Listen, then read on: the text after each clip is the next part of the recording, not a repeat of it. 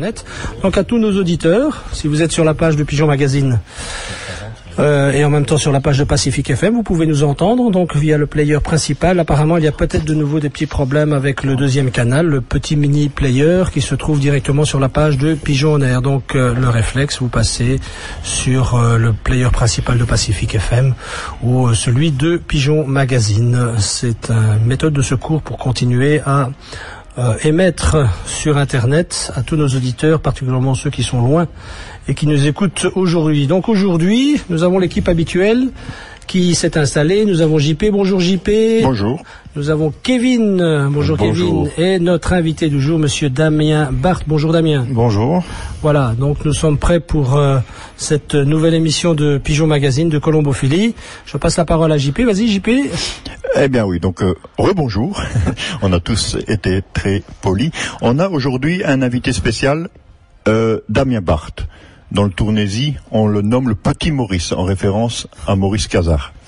Mais, enfin, petit... Et costaud. Et costaud. Damien Barthes, donc, un des plus grands spécialistes de demi-fond, de grands demi-fonds, de Belgique, de Tournaisis certainement, et de Belgique assurément aussi.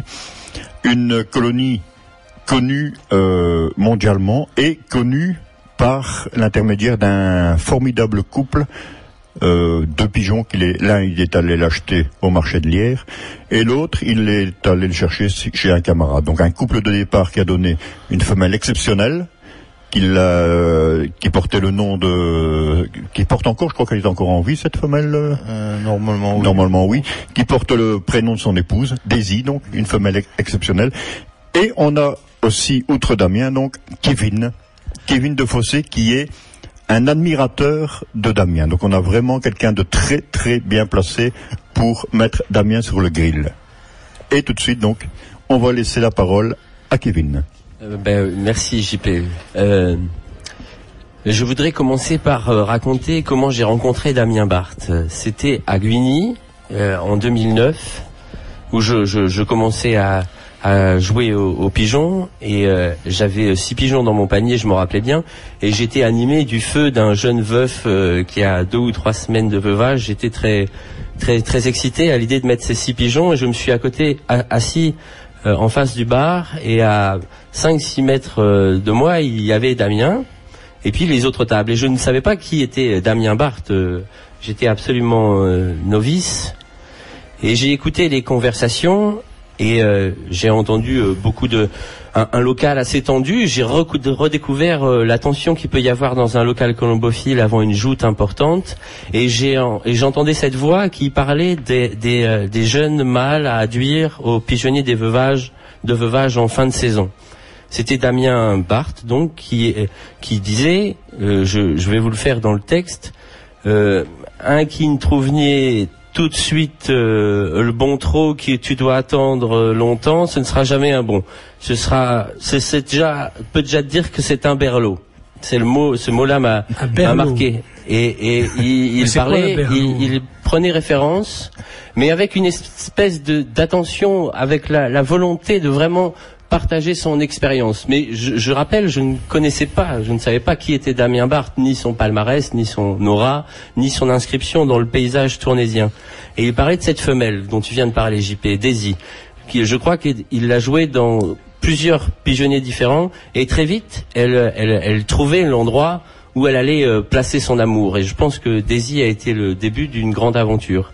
Et à la fois pour Damien, et puis pour tout le Tournaisis, puisque ce couple, je crois que tout le monde le connaît maintenant.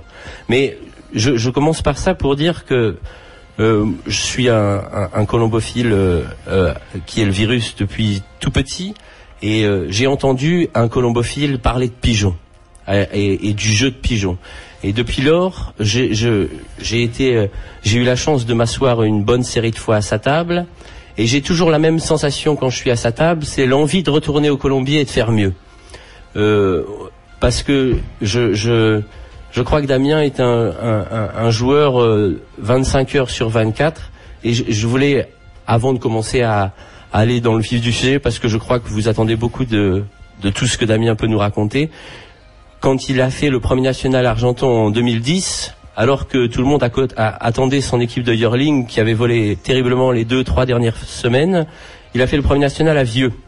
Et j'avais Damien au téléphone qui me parlait du concours de la semaine d'après, alors que le concours d'Argenton venait de se terminer et qu'il avait enfin atteint son objectif, qui était le premier national, après l'avoir raté plusieurs fois. Et les bras m'en tombent encore quand je repense à cette capacité de se remettre en question et de gagner et de encore gagner. Voilà, je te repasse la parole, JP. Eh bien, puisqu'on parlait du fameux couple, la flamande mariée avec le pigeon de chez Bienfait, Joël. Un peu d'histoire, Damien. Explique-nous comment est né ce couple. Est-ce le pur hasard ou y a-t-il quelques notions de colombophilie dans cette... Je pense qu'il y a eu beaucoup de hasard au départ, mais le couple est né à Tatigny. D'abord, ça, en ce moment-là, j'avais un pigeonnier de jeu avec Rodrigue Beauvais, en ce moment-là, qu'on faisait tandem. Ouais. Et eux, on avait un petit pigeonnier pour s'amuser sur la Belgique et tout. Et ces pigeons, le couple de base, a été joué sur la Belgique, comme la flamande et le Joël, à Tatigny, chez Rodrigue Beauvais. Donc la flamande, on le disait, ici du marché de Lierre. Tu étais allé acheter toi-même à Lierre? Voilà, on était chercher quelques pigeons avec Rodrigue à ce moment-là. Et alors pour les auditeurs, le marché de Lierre, on le rappelle, c'est la ville de Lierre en Belgique du côté flamand, L-I-E-R, marché très très connu en matière de colombophilie. Ouais, c'est cela, oui. Et ça fait on avait acheté quelques pigeons, dont la flamande. Mais elle a été jouée toute l'année sur la Belgique, mais je pense qu'elle avait fait 3 ou 4 premiers prix chez Rodrigue. Et la Belgique, c'est un peloton. Mais la flamande, elle avait toujours 10 mètres d'avance sur le peloton. Il y avait déjà un signe d'intelligence et tout ce qu'on veut là-dedans. Et le couple s'est fait automatiquement avec le Joël, un pigeon reçu avec du tandem du Mortier bien fait. Et automatiquement, on a laissé le couple se faire. Et l'année d'après, j'ai gardé les 2 jeunes pour moi jouer à R alors. Et là est venu Harry et Daisy. Et voilà, ça a commencé tout bêtement, quoi. Et donc le couple a déménagé. Après, je crois que le tandem s'est disloqué. Voilà, moi j'ai repris assez bien de pigeons, plus le pigeonnet, et j'ai repris bien sûr le couple de base avec Daisy et tout ce qui s'ensuit. Ouais, parce que je pense que c'est un couple qui a donné une série de bons pigeons. Daisy, c'est le premier qui a été très connu, mais jusqu'à dernièrement, des fils, des sœurs, la base à l'heure actuelle, il y a encore des fils ou des filles ou bien des petits-fils de couple de base. Et alors aussi, il y a un couple qui a marqué, le Bleu Bouchard avec Marie-Claire, là aussi, Donc des pigeons à 5 €, quoi, finalement. Ah ouais, même pas, 12,50 €, je pense, pour la flamande. Un don du Joël. Marie-Claire Frédéric a acheté 500 francs belges en ce moment-là au local de Tatigny. Paul Bouchard, très bon pigeon pour aussi, je veux dire, 500 francs belges à l'époque. Et quoi, donc 4 pigeons de grande valeur à la reproduction. Et tous les 4, tu les as donc tirés par hasard, comme ça? Le hasard a fait 4 fois bien les choses? Non, je ne sais pas si c'est le hasard. Paul Bouchard, j'ai eu le choix dans 3-4 mâles. J'ai pris celui-là, pourquoi celui-là et pas un autre? Pourquoi j'ai acheté la femelle Marie-Claire? Pourquoi celle-là et pas une autre? Ça, on ne saurait jamais le dire d'avance, mais il y a beaucoup de hasard aussi dedans. Ouais, est-ce que sur cette question-là, est-ce que c'est une question que je me pose aussi moi, est-ce que tu penses que ta capacité de jeu à sublimer un potentiel a aussi fait que on découvre plus vite la qualité des producteurs puisque tu joues ardemment? Peut-être que c'est à force d'être dans le pigeonnier, aller comprendre un petit peu le pigeon et tout, je pense qu'on arrive à faire. C'est pas toujours évident, mais on a un petit peu le sens de faire un tel couple et pas un tel couple. Mais il y a beaucoup de hasard aussi là-dedans. Mais il y a beaucoup d'essais, beaucoup de déchets. Beaucoup d'essais, non, parce que j'aime bien de changer un petit peu les couples de déchets. Oui, bien sûr, mais beaucoup de changements de couple pour moi, ça c'est sûr. Parce que j'aime bien d'avoir des frères, mais pas de trop. J'aime bien d'avoir des demi-frères. Et à force pour moi, à force d'essayer des bons couples, on arrive à trouver de pointeurs, en faire de plus en plus, quoi. Mais d'ailleurs, les dernières années, tes top pigeons, le premier national, tout ça, c'est des croisements de cette lignée-là, avec des apports extérieurs. Oui, toujours. Je reste de toute façon avec le couple de base. Donc il y a une consanguinité qui est exploitée. Est-ce qu'elle est exploitée au hasard ou est-ce qu'elle est exploitée avec certains repères, avec certains degrés? Généralement, tout ce qui est fils ou fille du couple de base, si j'ai une nouvelle introduction, est mis sur ce couple de base. Et si ça ne va pas, l'introduction, elle disparaît. Terminé. L'introduction disparaît, mais le couple de base, il est tenu en quel pourcentage de consanguinité par rapport au... Généralement, j'ai même des... Il y a des couples qui sont faits à 80% en consanguin. Ah oui, quand même. Au moins 75 à 80. Oui, j'ai des couples qui marchent très bien et qui sont très très consanguins dans la même espèce. Donc ici, on pourrait se poser une autre question. On connaît jusqu'à présent la colonie de Damien Barthes avec ce fameux couple de la Flamande et du Joël. Il n'y a pas que cela, hein. Non, mais ici, il y a quand même un énorme virage qui a été pris en faisant association avec Roger de Bucher, qui est connu pour acheter ce qu'il y a de meilleur sur le marché, les pigeons les plus brillants finalement, parce que si on met beaucoup d'argent, on a quand même encore plus de chances que de mettre 5 € au marché de Lierre. Ça, c'est évident quand même. Normalement, oui. Mais donc on pourrait croire, on pourrait espérer, on pourrait penser que Damien Barthes va encore s'exprimer beaucoup mieux dans le futur. Je l'espère. En tout cas, l'association a été faite. Moi, je l'ai accepté en tout cas pour améliorer. De toute façon, s'améliorer, on ne peut que s'améliorer. Hein. Mais... Allez, consciemment, il faut bien que tu avoues quand même que tu as plus de chances de réussir avec du tel matériel, donc des jeunes provenant d'un matériel. Mais c'est vraiment la super top qualité quand même, hein, chez De Bucher. Parce qu'on peut en plus préciser que tu fais pas que jouer les pigeons de Roger De Bucher, tu participes également à la mise en couple. Accouplement, il aime bien que je donne mon avis, et tout ce qui me plaît pas, de toute façon, il ne vient pas chez moi. Et comment est née cette association avec De Bucher? Parce que il habite à Lokeren, c'est à 120, 130 km d'ici. Tout bêtement, j'avais acheté un couple d'œufs sur Internet, avec un copain français, et on a été le chercher. Et après, on a commencé à discuter. Ils me connaissent un petit peu par rapport aux publicités sur les journaux ou quoi que ce soit, quoi. Et tout d'un coup, après 2-3 fois, je lui ai acheté quelques pigeons des jeunes de l'année. On s'est vu 3-4 fois. Le courant a bien passé et il m'a demandé si on voulait s'associer parce que lui est plutôt éleveur que joueur. Et il sait que moi, j'aime bien jouer. Et l'association est faite en... C'est quand même au point de vue, à son point de vue à lui, pour la réputation de bon joueur que tu avais. Il t'a pas choisi comme ça par hasard. Non, il y a l'air qu'il me connaissait un petit peu, quoi. De par tes résultats, donc. Voilà. Exactement. Et lui, qu'est-ce qu'il retrouve donc dans cette association? Où il se retrouve là? Ben lui, c'est-à-dire qu'il achète, comme tu dis, beaucoup de bons pigeons, mais qui ne veulent pas dire qu'il rentre des bons pigeons. Et lui, vu qu'il n'est pas tout à fait joueur, il joue, mais... Je crois qu'il aime bien jouer plutôt les grandes étapes de grands fonds, quoi. Et que le matériel n'est pas toujours adapté non plus. Non, mais il y a des pigeons qui chez lui, je pense, qui servent à rien. Qui peuvent voler de 400 à peut-être à 1000 km, je ne sais pas exactement, mais il n'est pas joueur. Mais je crois par le passé, il y a également, on peut aussi voir dans tous ces achats qu'il y avait des pigeons qui lui servaient pas finalement dans sa façon de jouer à lui. Bah non, beaucoup trop de pigeons pour lui, pour le peu qu'il joue, quoi, ça c'est sûr. Ouais. Et maintenant avec le matériel qu'il y a là, il m'a proposé pour jouer, justement les jouer pour dire pour faire le tri un petit peu dans tous ces pigeons là. Bien sûr, des pigeons chers, mais ça ne veut pas dire que... Alors, est-ce qu'on pourrait penser... donc, Jean-Philippe, oui. Jean-Philippe, je propose qu'on lance une petite musique parce que ça fait quand même déjà un petit bout de temps qu'on occupe. Oui, d'accord. Eric sur le chat où Kevin va bien sûr lui répondre concernant l'importance du colombier de Damien, situation et moyens.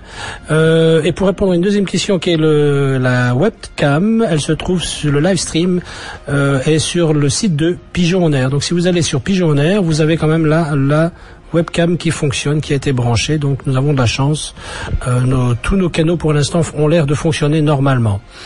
Voilà, je passe la parole à Kevin ou à JP. C'était JP qui lançait le débat. Kevin devra parler aussi donc de cette question d'Éric concernant la situation du colombier de Damien et les moyens mis en jeu, quoi. Mais je crois qu'auparavant, on va revenir sur le fil de la conversation qu'on tenait avec Damien. Donc on parlait de son fameux couple de la Flamande et du Joël, mais on parlait également de ces nouvelles introductions de chez De Bucher. Alors, est-ce qu'à court ou moyen terme, ce fameux couple qui est le fil conducteur jusqu'à présent de ta colonie, est-ce qu'il ne risque pas de disparaître, d'être englouti par tout ce qui vient de chez Roger de Buchère, quoi. Non, ça c'est hors de question. Roger, ces pigeons qui viennent, vont être testés et tout. Pour l'instant, je ne mélange pas les pigeons en Roger avec les miens. Moi, je garde toujours ma souche. Je ne dis pas que dans les années à venir, s'il y avait un pointeur de chez Roger ou quoi que ce soit, que je vais l'introduire dedans, bien sûr. Je suis toujours là à la recherche de bons pigeons et de pointeurs. Mais à l'heure actuelle, je les teste. Et ça, c'est bien défini entre vous que ce fameux couple donc qui a donné Daisy reste le fil conducteur de la colonie, donc pour que les succès puissent continuer à... Bien sûr. En plus, Roger connaît un petit peu le couple aussi. Il connaît les résultats de certains pigeons chez moi. Et voilà, ça reste ma propriété. Mais je ne dis pas que je ne fais pas des échanges, même en association avec Roger. L'année passée, j'ai déjà mis 2 sœurs à Daisy chez Roger, avec 2 pigeons qui me plaisaient très bien. On a échangé un jeune pour lui, un jeune pour moi. Mais ces pigeons restent à Roger, mes pigeons restent à moi, et point barre. Et je crois que pour encore souligner la valeur de Daisy, on peut signaler où elle est partie, cette fameuse Daisy, parce que c'était une extraordinaire femelle qui a eu des résultats absolument fabuleux. Ouais. Et je crois que c'est un des meilleurs amateurs de Belgique, des meilleurs amateurs du monde qui l'a acquise, quoi. Ouais, c'est Maurice Cazard et le fils Grégory qui cette année-là avait acheté Daisy, alors la 2e nationale d'Argenton à ce moment-là. Et en même temps, ils ont acheté 2 sœurs Daisy, Laurent, Prunelle et Paola, qu'ils ont fait quand même leur bonheur quelques pigeons chez Maurice Cazard. Donc c'est quand même pour souligner la valeur de ce couple, la valeur tout à fait. Je pense qu'on a un bout d'histoire. On a reçu Grégory la semaine dernière à Fuga. On est dans la continuité. Et il y a vraiment, si on devait aller voir où au niveau du haut niveau et du cœur de la colombophilie de notre région, là, on dans cette filiation là. Mais c'est bien. Il y avait un caractère sacré chez Maurice dans la visite aussi. Chaque semaine, il y avait des amateurs chez Maurice. Tu y allais une fois par semaine, c'est ça, hein?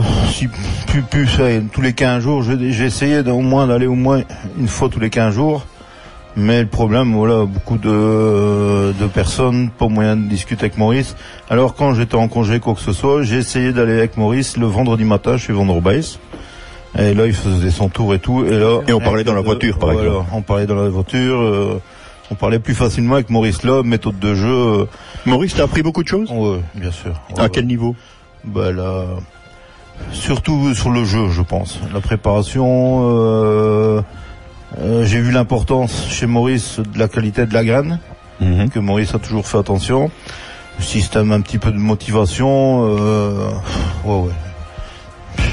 Ça fait quoi quand on est... allez, t'es encore jeune, t'as 46 ans. Oui. Et je crois que ça fait déjà pas mal d'années qu'on t'appelle le petit Maurice, donc le petit Cazard. Ça doit quand même, parce que c'est quand même une référence à un champion tout à fait exceptionnel. Maurice Cazard, c'est un des plus grands champions, qui est un des plus grands préparateurs qui existent au monde. Je pense, oui. Pour moi, oui, en tout cas, c'est un des plus forts au monde, ça c'est sûr et certain. Connaissance du pigeon, méthode de jeu... il est le plus fort, je pense. Je pense qu'au niveau du jeu, Grégory, qui est le fils de Maurice, qui a brillamment repris le flambeau cette année, est aussi... la transmission commence à aller dans les deux sens. C'est aussi admiratif de la capacité à Damien à s'adapter à l'évolution du sport et à toujours être à la recherche du paramètre qui peut faire gagner quelques secondes, quelques mètres du pigeon de tête. C'est les pointeurs. Ouais. Ça, c'est quelque chose que j'ai appris avec lui. Il cherche des pointeurs. Mais enfin, la comparaison s'arrête pas là, parce que on retrouve beaucoup de traits. Sans doute, Damien a été influencé par. Il y a un certain humour qu'on retrouvait chez Maurice également, une certaine façon de. Ouais, peut-être. Alors un petit peu d'enrobage comme ça. Ouais, aussi, ouais. Je sais pas. Est-ce que tu quoi par enrobage, JP? Un peu dans bon point.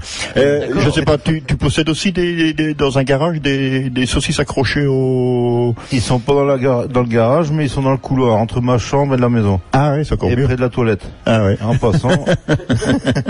C'est quoi cette histoire de saucisses? Ah ben Maurice, quand on allait chez lui, qu'on repassait par le garage, il y avait toujours des saucisses qui séchaient dans le garage, là, et il pouvait s'empêcher d'en chaparder une et l'air de rien. Au garage, il y allait au moins 2-3 fois par jour. C'est ça, c'est l'apport de protéines en fin de préparation de Maurice. C'est pour le stress. Non, mais c'est bien parce que c'est une autre façon de vivre la colombophilie. On pourrait croire que les grands champions, les bons joueurs sont des gens inapprochables, des gens qui ont des vertus ou certaines choses que d'autres ne font pas. Justement, il faut pas se prendre la tête. Justement, on est des amateurs comme tout le monde, et si on arrive à un bon niveau, tant mieux. Mais il faut pas se prendre la tête. Moi, je dis, tout le monde est sur le même pied d'égalité. Au bistrot, on boit une pinte ensemble et c'est bon. Ouais, je voudrais quand même qu'on demande lors d'un lâcher d'Argenton, Poitiers cette année avec un temps très clair, un vent de nord-est soutenu. Je voudrais quand même qu'on demande à ta femme dans quel état tu te trouves. Il n'y a plus personne dans le jardin. Il n'ose plus approcher le jardin. c'est ça. Moi, je l'ai déjà vu et c'est physique. Le silence se densifie. Les êtres qui sont autour de lui, on sent ça. Mais moi, j'aimerais bien qu'on revienne sur la question qui a été posée par, je ne sais plus le nom de l'auditeur qui a posé la question au sujet des colombiers. Parce qu'il y a une chose qui m'a toujours impressionné quand je vais chez Damien, et surtout en hiver, c'est que Damien a la capacité de retourner son pigeonnier carrément à l'envers. Donc il y a le toit qui sert de plancher, il y a le plancher qui sert de toit. Il cherche constamment. Si vous faites 2 semaines sans aller lui rendre visite, vous reconnaissez plus l'endroit. Une fois les pigeonniers sont à droite, une fois ils sont à gauche, une fois ils sont... Pourquoi toutes ces recherches et pourquoi tout ce travail? Parce que c'est énorme comme énorme, oui, mais je ne suis jamais satisfait. Je rentre dans un pigeonnier, s'il y a quelque chose qui me plaît pas, il faut refaire, nouveau ou quoi que ce soit. J'essaie toujours d'améliorer dans le bon sens, mais c'est pas toujours évident. Mais ici, j'ai dû faire des grosses transformations depuis que j'ai mis des casiers à tapis. Et c'est-à-dire? L'année passée, j'ai mis chez les veufs tout casier à tapis pour avoir un petit peu plus de facilité et tout ce qui s'ensuit. Mais là, l'aération, tout a changé. Pourquoi? Quel rapport avec le fait que les casiers soient automatisés? Il y a des trous dans chaque casier et tous les appels d'air. Quand je rentrais dans mes pigeonniers, je sentais un petit peu de courant d'air dans tout, et ça me plaît pas. Ça veut dire que quand je me suis aperçu de la situation, trop de courant d'air, on était en pleine saison. Mm-hmm. Fait que j'ai essayé de faire le minimum parce que on va pas tout retourner à un pigeonnier de veuf en pleine saison. Mais ici, tout le pigeonnier est retourné. Et maintenant, voilà, normalement, le pigeonnier est prêt pour 2013. Et ça veut dire qu'il y a des modifications qui ont été faites devant pour empêcher l'air de rentrer derrière, c'est ça? Devant, j'ai dû remodifier dans mes plafonds pour empêcher l'aération. J'ai dû refaire des coulisses que je n'avais pas de coulisses dans mes pigeonniers de veuf. Donc, si j'imagine bien, c'est retravailler l'aération en faisant en sorte qu'il n'y ait pas ce courant d'air qui vient derrière les casiers, c'est ça? De l'air, mais pas de courant d'air. Et alors, garder la chaleur. Pacific FM. Pigeon Magazine on Air, votre émission colombophile, tous les dimanches à 15h. Et voilà, nous voilà de nouveau en ligne et sur la fréquence, en ligne internet et sur la fréquence avec monsieur Damien Barthes. Et notre intervieweur Kevin, JP vient de nous quitter, il est parti à son pigeonnier. Il a des choses à faire, mais nous continuons l'émission jusqu'à 16h30. La parole à Kevin pour une question, je crois, de monsieur Le Four et d'ailleurs d'autres éléments. Je te donne la parole, Kevin. Ben oui, mais donc la question de monsieur Le Four a trait au nouvel itinéraire de la RFCB. Damien, que penses-tu du nouvel itinéraire de la RFCB? L'itinéraire de 2013, pour moi, il est bon. En tout cas, tous les semaines à national, ça c'est pour moi c'est une bonne chose. Maintenant, comme je dis, si la première étape est pas bonne pour nous, on peut toujours se rabattre la semaine d'après. Je pense que les étapes, Châteauroux, Bourges, Argenton, Issoudun, Nevers et tout, il y en a un peu pour tout le monde. Et maintenant, encore une fois, c'est le temps, le vent qui va départager les prix de tête ou bien pas. Moi, je pense qu'il y en aura un peu pour tout le monde. Oui. Tant qu'on est dans cette organisation-là, que pour toi qui viens de la vitesse, pour nos régions, comment vois-tu l'avenir du jeu de vitesse? Pour notre région à nous, la vitesse, il y a déjà quelques années que ça ne donne plus comme on le souhaite. Mais maintenant, c'est toujours l'esprit de clocher. Ça revient toujours au même problème. Quand on voit que nous, en petit demi-fond, on joue avec 2 ententes de vitesse et en vitesse, on ne sait même pas s'arranger de jouer ensemble. Donc tu crois que l'avenir est quand même à l'agrandissement des rayons et... Là, il y a longtemps que je le prêche. Hein. Il y a plus de 15 ans. Hein. Agrandir les groupements et faire des lâchers corrects, du moins. Et comme ici, voilà, le programme de 2013, lâcher national, ben voilà, tout le monde est sur le même pied d'égalité. Hein. C'est le vent qui va dominer, c'est un petit peu tout qui va faire. Mais au moins, une fois, si le premier national n'est pas bon, la semaine d'après, c'est un semi-national. Et je pense qu'il y a des étapes un petit peu pour tout le monde, quoi. Hein. Ouais, sur la longueur de la saison, il y a moyen de tirer et d'avoir une période. Je pense, oui. Peut-être que une fois ce sera peut-être pour le Tournaisie, une fois ce sera pour la Flandre occidentale, une fois pour l'orientale. Ben, je pense que toute l'année, pour moi, c'est bien. Là-dessus, en révisant, en sachant que nous t'accueillons aujourd'hui, je revoyais la saison 2006. Qui a été perturbé par la peste aviaire, je crois, ouais. Et où je crois tes juniors avaient vécu un difficile concours sur la Belgique qui avait cassé la forme et tu as travaillé pendant plusieurs semaines pour retrouver un état de santé et ensuite un état de forme et tu as fini par faire le premier semi-national à la Souterraine cette année-là en 2006. Ouais, mais il y a des fois c'est difficile hein et la saison est vite commencée, mais elle est vite. Si on fait un mauvais départ, c'est très difficile à remettre en ordre. Hein. Ouais, surtout qu'après, si on n'attrape pas de chaleur, quoi que ce soit, je veux dire, pour remettre les pigeons en condition, c'est difficile. Hein. C'est pour ça aussi que c'est possible. J'aurais quand même. Bien sûr que c'est possible. Je pense à tous les colombophiles qui parfois ont 2-3 concours difficiles et qui doivent intervenir sur leur pigeonnier ou d'un point de vue sanitaire. C'est toujours possible de retrouver des pigeons. La saison n'est pas morte. Il y a toujours moyen de parfois faire un coup d'éclat. Il faut pas les griller au début de saison. Ça c'est primordial. Mais si un amateur commence il y a des fois c'est difficile, mais il y a des fois il vaut mieux les laisser là une semaine ou 2 semaines chez soi. Ça ne peut que faire que du bien. Hein.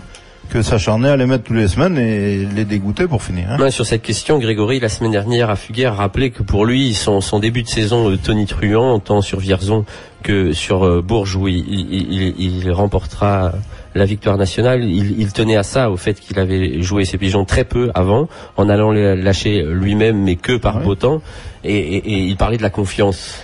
Mais voilà, c'est ça le problème. Si les pigeons ils sont en confiance au début de saison, c'est beaucoup plus facile, mais maintenant, les personnes qui sont pas chez eux ou quoi que ce soit, ils sont obligés de les mettre le week-end ou quoi que ce soit. Ça prend un mauvais concours, il y en a assez pour le casser pendant un bon moment. Hein. Maintenant, si on sait attendre et qu'on sait se déplacer soi-même et tout, lâcher dans de bonnes conditions et tout, le pigeon est en confiance, c'est beaucoup plus facile. Hein. Je pense que ce que tu viens de dire me fait penser aussi parce que tu es quand même aussi reconnu comme un redoutable joueur à pigeonneau. Et dans cette façon de faire aussi, tu l'appliques aussi aux pigeonneaux, je crois. C'est-à-dire que d'ailleurs là, on est au mois de février, et dans beaucoup de colombiers, il y a des pigeonneaux qui volent déjà très fort, parfois plus d'1 heure. Et je pense que les tiens ne volent pas 1 heure. Non, ça vole, 10 minutes, t'as tout cassé, encore. Ça fait de toi en toi, mais ça, généralement, c'est tous les ans comme ça. Et moi, je dis que c'est pour maintenant qu'ils doivent voler. Je ne dis pas que les pigeonneaux qui volent sont en santé, les miens sont en santé, je pense. Mais c'est tout le temps comme ça ne vole jamais, mais ils doivent voler quand il faut et encore. Hein. C'est pas tout, c'est pas une science. Hein. C'est ça, mais alors, garder le potentiel d'énergie pour le moment où il faut. Je pense, oui, comme les veufs aussi pendant l'hiver, c'est pour l'hiver qu'ils doivent faire les prix, c'est pendant la saison. Hein. Oui. D'ailleurs, tous tes veufs, je crois, passent la grosse majeure partie en volière. En volière, voilà. Ouais, il y a déjà plusieurs années que je fais ça et bon, tu chantes bien comme ça et moins de travail pendant l'hiver surtout. Alors, je voudrais un peu quitter l'actualité et tout ça et revenir longtemps en arrière. Je me suis creusé la tête parce que finalement, dans tous les reportages colombophiles, tu as amené tout au long de l'année à avoir des interviews et maintenant tu commences à t'habituer à être interviewé. Et je me suis dit, tiens, moi, qu'est-ce que je peux lui poser comme question qu'on lui a pas posée et que les auditeurs qui nous écoutent pourraient être curieux de savoir. Et je me suis dit, tiens, ce qui me fascine le plus chez Damien, c'est cette faculté et cette volonté de gagner, mais c'est-à-dire comme tu l'as bien dit tout à l'heure, à avoir ces quelques mètres qui détachent du troupeau. Et j'aurais voulu savoir si de temps en temps tu te posais la question de savoir d'où elle venait, cette volonté d'être devant le troupeau. La volonté, on a été élevé dans une famille de 6 enfants aussi, avec mon père un petit peu, il fallait le faire quand il fallait le faire. On a été appris, il fallait se débrouiller, je me suis toujours débrouillé. Et en plus, en face de chez moi, j'étais gamin, un coulonneux, un coqueleux, Et bien sûr, après l'école, avant de faire les devoirs, où j'allais sonner les pigeons, les coqs, et j'ai grandi là-dedans un petit peu. Hein, mais je vais dire que je me suis fait moi-même, quoi, un colombophile, tout. Et tu t'es lancé tout de suite dans les pigeons, ou j'ai l'impression que tu as observé, enfin, c'est venu progressivement j'étais avec les deux frères, hein, comme je raconte là. Je sonnais les pigeons, les coqs, c'était des deux frères, des jeunes hommes, quoi. Et je pense que j'ai repris la première licence chez mes parents en 83. Et bon, un petit peu à la fois. Hein. Je sais que la première année que j'ai joué, j'ai fait un prix. Un prix sur toute l'année. Hein. J'avais une dizaine de jeunes, j'étais bien content, quoi. Et la deuxième année, je pense qu'après, on était champion du groupement Air Faumont et Pechin à ce moment-là, Pigeonneau. Et bon, voilà, ça a commencé. Donc et déjà, quand tu vois aujourd'hui, parce que c'est quand même une histoire magnifique. Je sais pas si tout le monde se rend compte de la trajectoire de tes résultats et ensuite de ta place dans le paysage national. Et est-ce que quand tu as commencé comme ça, tu voyais ça, tu te disais tiens, je vais faire les pigeons, mais je vais pas faire les pigeons comme ça. Je vais faire les pigeons à fond. Il faut que je fasse quelque chose, j'essaie de le faire convenablement. Mais bien sûr, bon, peut-être arriver à un niveau, je ne suis pas encore à un niveau top, mais je veux dire, je suis à un bon niveau et je suis content comme ça, quoi. Voilà. Le couple dont on parlait avec JP aussi a fait que tu as peut-être cru que c'était possible aussi de s'imposer, décrocher le premier national. De toute façon, il faut des bons pigeons, il faut un ensemble, bien sûr, mais il ne faut pas toujours aller chercher un monts et merveilles pour faire des beaux résultats avec des pigeons. Il y a des bons pigeons, il y en a dans tous les pigeonniers, je pense. Mais il faut savoir les travailler. Mais il y a plus fort que moi aussi en Belgique. Mais voilà, il faut se remettre toutes les semaines. Il faut se remettre en question et essayer de faire le meilleur qu'on peut. Il y a une petite question, je crois, à Kevin. Oui, c'est une question de Monsieur Capon. Que penses-tu, Damien, des vitamines et des acides aminés ? Une fois les concours de jeunes commencés, continue-t-il de les entraîner en semaine ? Donc il y a deux questions. Il y a une question sur les vitamines et les acides aminés, et puis une deuxième sur l'entraînement durant la semaine des pigeonneaux. Question vitamines et acides aminés. En pleine saison, j'aime bien travailler avec les deux, de toute façon. Parce qu'il faut quand même un support, avec le régime qu'ils ont à la maison, il faut quand même un support, mais vitamines une fois par semaine. Et alors les acides aminés, ça j'aime bien de les mettre le lendemain du retour, avec une poudre de récupération ou de condition, je vais dire, pour les gonfler. Avant, dans le temps, je pense qu'ils travaillaient dépuratifs, bien les purger début de semaine et les regonfler fin de semaine. Moi, je fais le contraire, je pense. Je les purge un petit peu avec du pseudo-colle ou quoi que ce soit, mais j'aime bien qu'ils reprennent vite des réserves, parce que la semaine d'après, ils doivent déjà être au boulot, là. Mais ça, c'est une grande évolution aussi, par rapport à la tradition. Ouais, bien sûr, hein.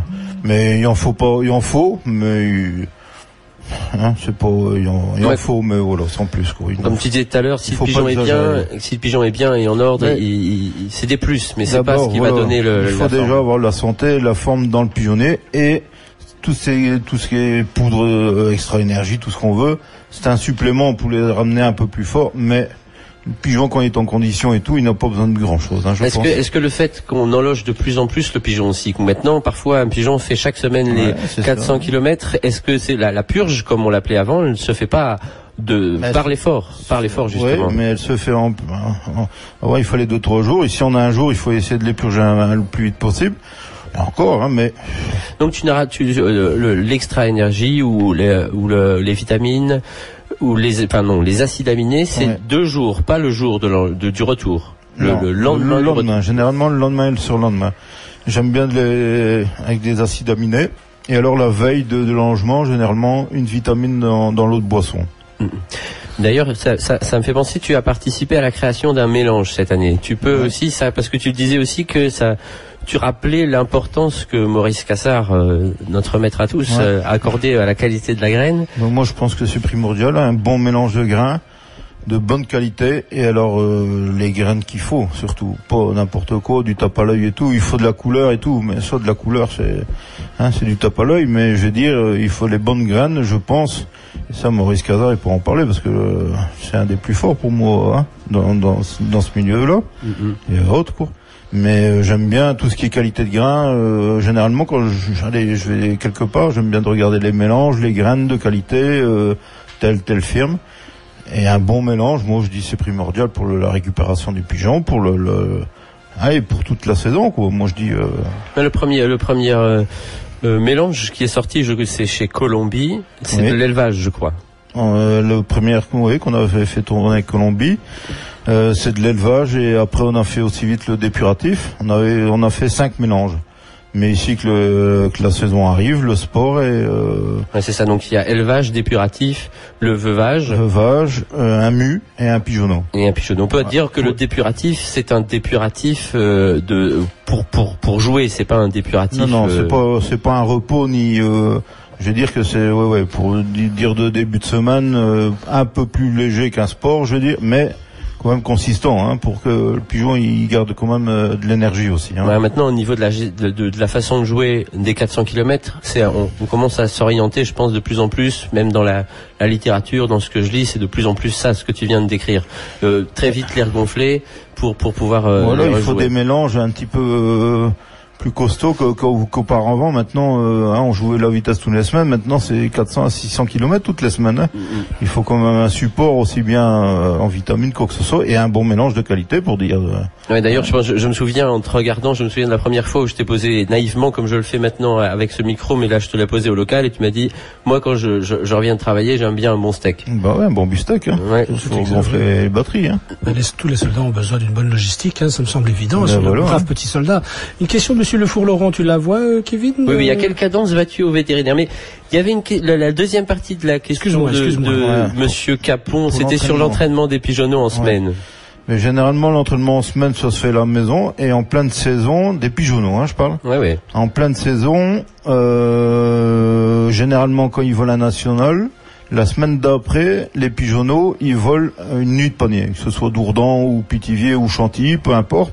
Mais il n'y a aucun pigeon qui reste à la maison toutes les semaines. Ça, c'est hors de question. Donc c'est ça, c'est finalement un voyage entre deux concours nationaux. Voilà, c'est pour dire aller reprendre le bain c'est de l'entraînement de toute façon. Ouais, je pense que là, les cyclistes, moi je pense qu'ils n'ont pas d'entraînement, ils font rien de bon. Ouais, c'est ça. Et puis les pigeons, ça doit être la même. Ça doit garder en pleine saison, ils sont là pour ça de toute façon. Bien sûr, ils sont soignés pour ça. Voilà, ça doit voler. Oui. Le chien il doit aboyer, le chat il doit miauler et le pigeon il doit voler. Voilà, c'est clair. Avec Damien, c'est clair. Et donc une autre question de Monsieur Le Four. À quelle cadence vas-tu au vétérinaire pendant la saison, avec tes veuves, tes jeunes, etc. Généralement, ça se fait 2 fois par an. Une fois avant l'élevage et une fois bientôt ici dans le mois de mars voilà. Et de temps en temps, pendant la saison, j'envoie des fientes directement. Autrement, j'essaie de me limiter.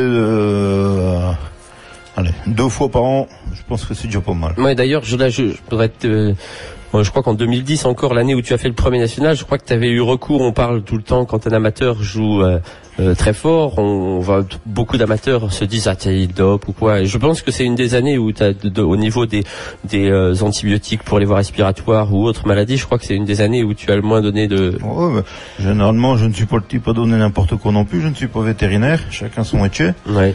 Mais quand je vois qu'il y a quelque chose qui me dépasse, je vais voir l'homme de science. Mais généralement, ça se passe bien. Mais je vais une fois plus pour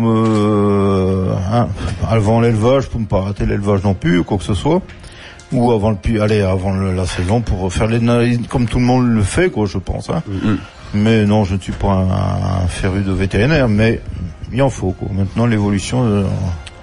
Et nous avons eu la chance d'avoir Frédéric Beuken à Fugard la semaine dernière, et on a évoqué avec lui l'évolution du local, de l'ambiance au local. C'est quelque chose qui m'est cher, et durant cette saison et pendant Pigeon en air, pendant l'émission, je vais essayer de revenir souvent là-dessus, parce que moi c'est quelque chose qui m'est important. La discussion, pour moi, c'est une partie de mon éducation, c'est la discussion après le concours à la table. Et effectivement, elle est de moins en moins simple. Et j'aurais voulu avoir un peu ta perception de l'évolution de cette table. Il y a de moins en moins d'amateurs aussi qui aiment bien rester boire une pinte, je veux dire. Hein. Ouais. Moi, je suis toujours le dernier, mais bon. Le dernier à boire une pinte ou à ne pas boire de pinte? Si, à boire une pinte, même balayer le café, même. Oh là là là là. Oui, c'est vrai, mais je pense qu'il y a aussi... Non, mais ça fait partie du jeu, hein. On sait, hein, dans le temps, on avait une équipe à R, là, qu'on arrive au local, une dizaine de personnes, là. C'était pas un guet-apens, mais un guet-apinte, hein. Et même maintenant, on se retrouve moins, mais c'est quand même agréable, quoi. Du moment qu'on peut discuter de boire de pigeon et boire une pinte, ça fait partie du jeu, hein. Tout à fait. C'est vrai que la convivialité tout aussi importante. Voilà, parce que maintenant, les gens, ils ne prennent même plus la peine de discuter entre eux. C'est toujours l'un ci, l'un là, et l'autre, il fait ça, et pour finir, quand on boit une pinte et qu'on passe une heure ou deux, c'est agréable, hein. Je crois que je vais pas, ce que je vais dire ne va peut-être pas plaire aux femmes de colombophiles qui sont à côté des colombophiles et qui écoutent peut-être ce que je dis. Hein. Ils sont habitués, c'est vrai. Mais je pense que ça fait partie aussi de son envie de gagner. Il y a une pression et il se la met tout seul. Il a besoin vraiment de personne. Et puis voilà, le concours est fait. La pression s'évacue aussi avec les copains. Ah ben voilà. Et je pense que ça participe aussi aux performances, parce que il n'y a pas de frustration. Je ne crois pas que c'est uniquement les hommes et les femmes. Je crois, enfin, je ne cherche pas à te contredire. Je me rappelle du petit couple, là, Séverine et son mari, et d'un autre Flavini, voilà. Donc, finalement, il y a des femmes qui sont tout aussi acharnées et qui boiraient volontiers la pinte ou la tasse de thé ou de café pendant que les hommes boivent la pinte. Donc, je crois que c'est un métier d'acharné. Enfin, c'est une passion d'acharné. Quand on vit en famille et en couple comme ça, c'est encore mieux, bien sûr, pour celui qui peut l'avoir, ça, mais c'est rare, hein. Je pense que Damien a quand même une bonne femme, hein. Il va nous répondre. Elle a surtout un bonhomme. Ouais, voilà, c'est ça. Oui. Bon, on va pas aborder le sujet des vieux couples. On parle de colombophilie. J'en profite pour faire un peu de pub avant de donner encore un peu la parole. Il reste 1 ou 2 minutes. Notre émission s'arrêtera à 16h30. Donc, je rappelle à tous nos auditeurs que sur le magazine pigeonmagazine.be, il y a maintenant donc la possibilité de voir toutes les émissions par vidéo, audio et vidéo. Donc des rediffusions, Pigeon en air du 16 février, il y en a plusieurs interviews qui ont été faites d'ailleurs à Fougaré. Il y aura encore aujourd'hui Damien qui sera sur la prochaine parution du pigeonmagazine.be. Nous maintenons continuellement donc la possibilité pour tous nos auditeurs de nous voir soit en direct, de nous entendre aussi soit en direct ou soit en différé via le magazine pigeonmagazine.be. Voilà, je te rends la parole et puis ça va être tout doucement le mot de fin car 16h30, on rend l'antenne. Vas-y Kevin. Oui, on va clôturer, hein. Je regarde s'il n'y a pas de questions. En tout cas, merci beaucoup pour vos messages d'encouragement parce que je les vois apparaître là et puis ça fait du bien. Et puis moi, je voudrais déjà dire que je suis très heureux, même un peu ému, mais d'avoir pu inviter Damien et d'avoir entendu que tout le monde ait pu entendre ce qui me fait du bien moi chaque semaine. Ça c'est vraiment important pour moi. Donc je voudrais te remercier Damien et aussi que tout le monde sache que je crois qu'on a pu l'entendre aujourd'hui. Damien n'est pas avare dans sa façon dont on parle toujours en colombophilie des secrets et tout ça.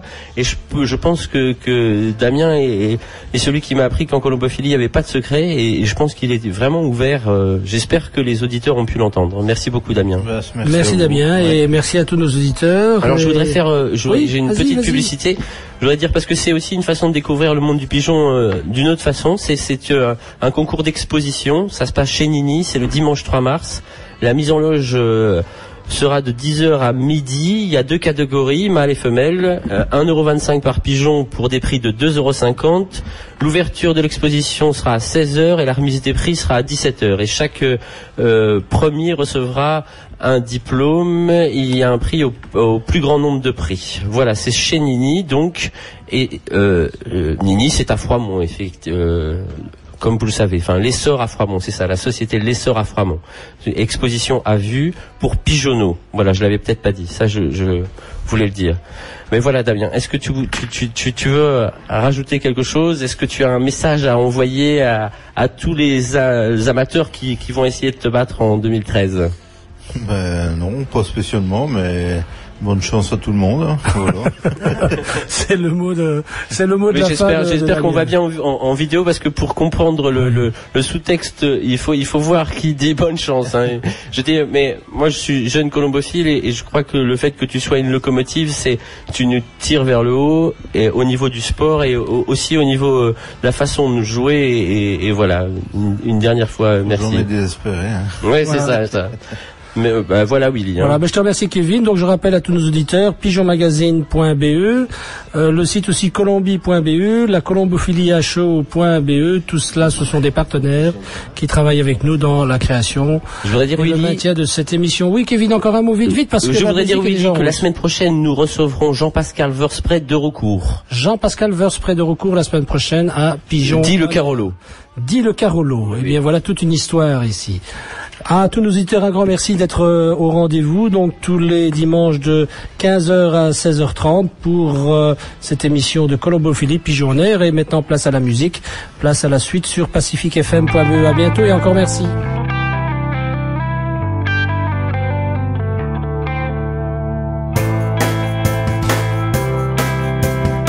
Pigeon Magazine on Air, votre émission colombophile, tous les dimanches à 15h.